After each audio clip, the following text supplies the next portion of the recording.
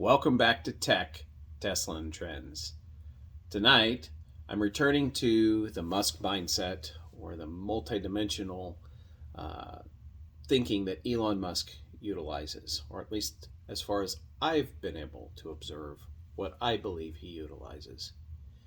And this particular episode is one that is a little more on the SpaceX side of things, thinking about the future, the long term, and the reasons why it is necessary to make humanity multiplanetary.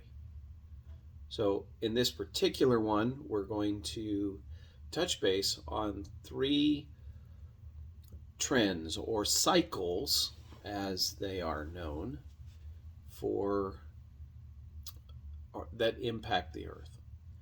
The first of these is an obvious one, and in my northern clime, I get to see northern lights at night when the solar wind impacts the upper atmosphere, and you can see those particles, those energetic particles, bounce and dance, and how that interacts with our upper atmosphere, the ionosphere and stratosphere and all the rest of that.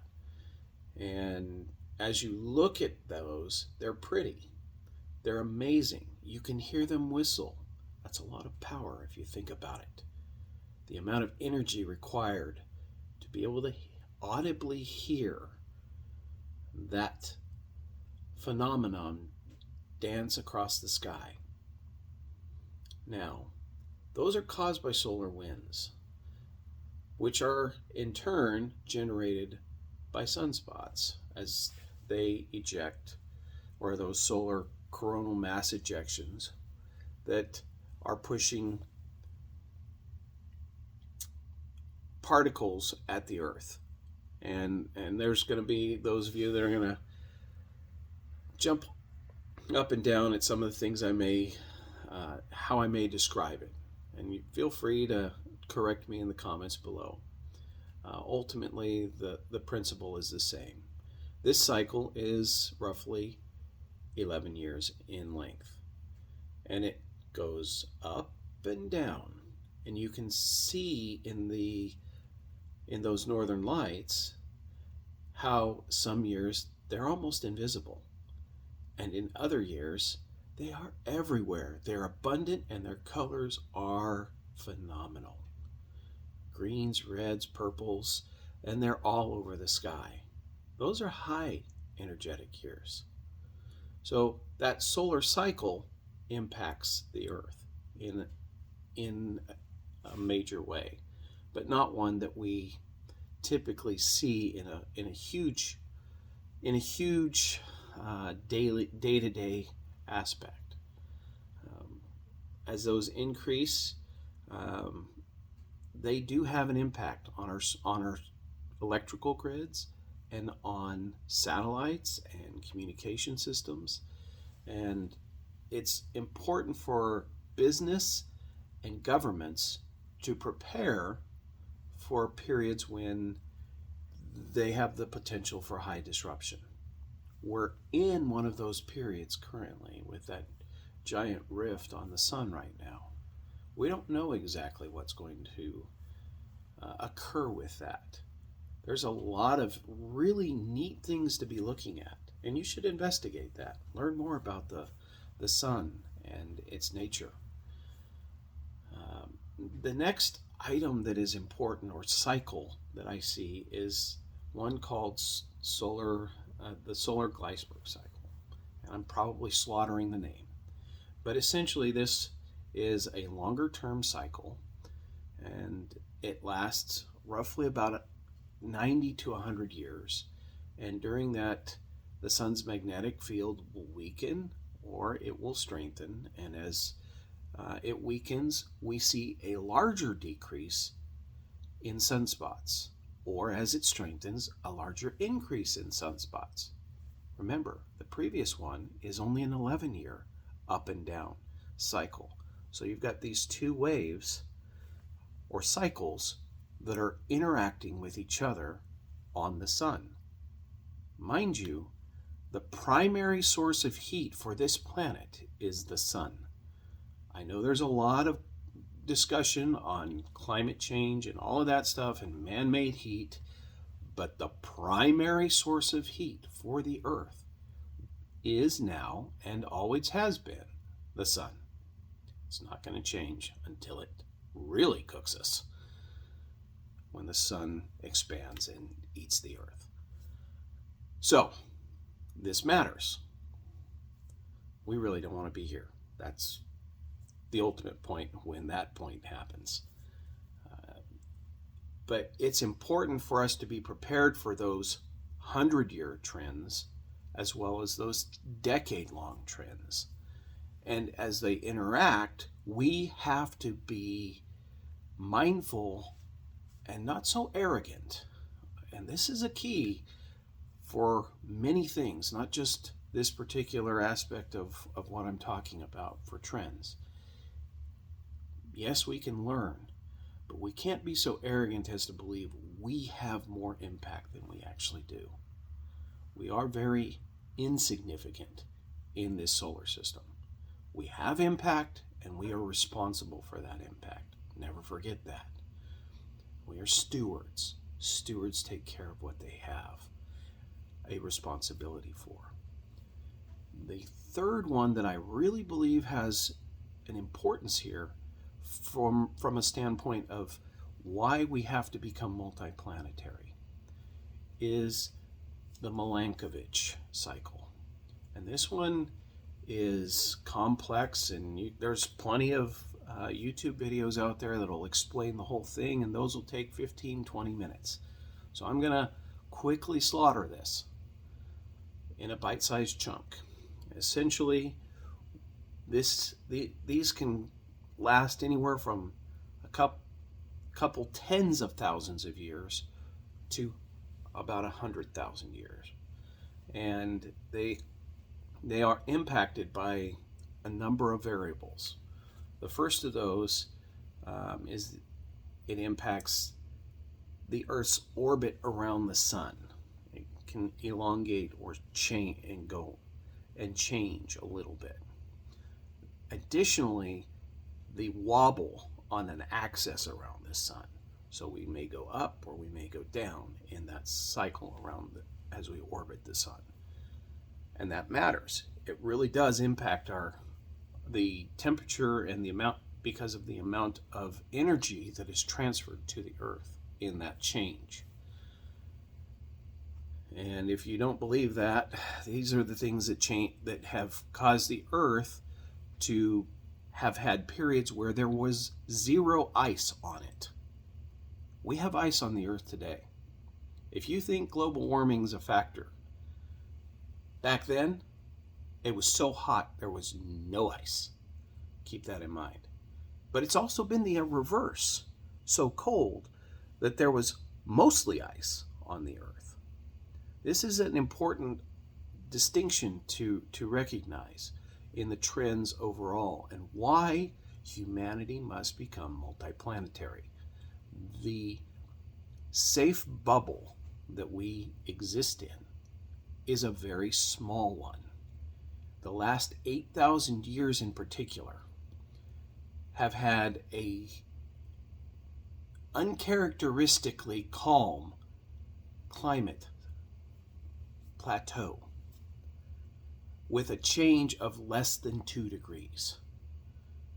Prior to that, we've seen spikes of 20 plus degrees in a matter of less than a decade, if you're looking at the historical boundaries.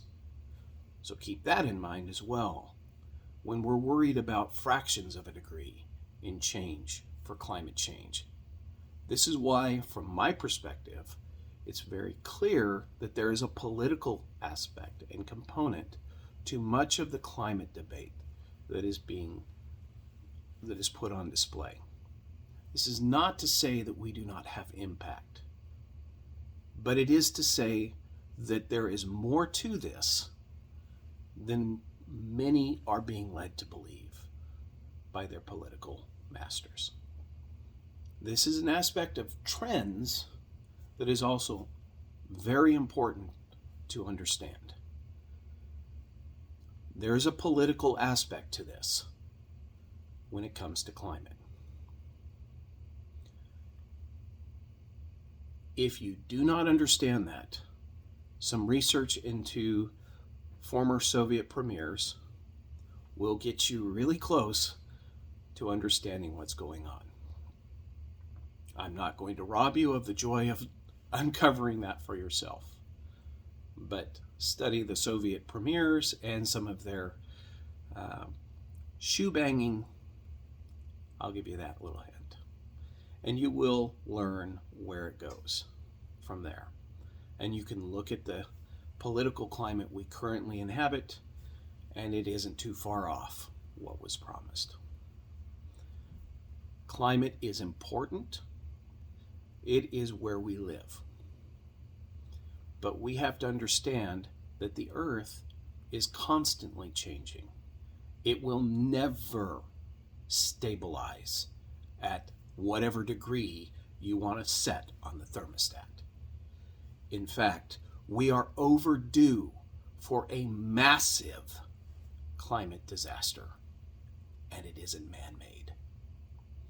All it would take is a single asteroid or any other of these changes that we have yet to discover when it comes to these cycles and how they interact with each other, because we only have a few thousand years of records to begin with, and really less than 200 years of detailed records that are sufficient for analytical purposes. And of those, it's even smaller. So from a trends perspective, the information we are attempting to analyze is not sufficient. We have a small portion of the picture, and it is important that we recognize that these trends are longer and have a much more significant impact on the Earth itself than us as humanity. Now, we must step up and do more for our own purposes.